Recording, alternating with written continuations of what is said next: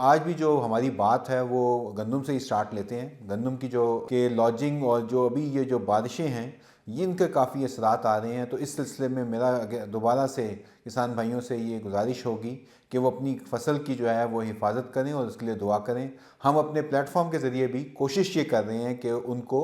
Advance میں جو موسم کے متعلق تفصیلات ہیں، موسم کے بارے میں آگاہی ہے، تاکہ وہ اس کا بندوبست کر سکیں. اور ان کی جو نقصان ہے تو گندم کے سلسلے میں اب احتیاط کا وقت آ گیا ہے. اس کے ساتھ ساتھ گندم کا جو موجودہ نظام ہے اس کی ہم نے دیکھ لیا کہ کتنا وہ ہم کہتے ہیں کہ کتنا وہ تاش کے پتوں کی طرح ایک نظر آ رہا ہے اس وقت، جب ہمارے بہت سارے کسان بھائیوں کی فصل تیار ہے اور لیکن عام جو کنزیومر ہے وہ ہمیں نظر آ رہا ہے کہ حکومت نے جو 3 آٹے کے تھیلے دینے کے لیے مفت لوگوں کے ساتھ جو یہ تماشا لگایا اس کو ہم نے کور کیا اور دیکھا کہ کتنی جانیں اس میں چلی گئی ہیں.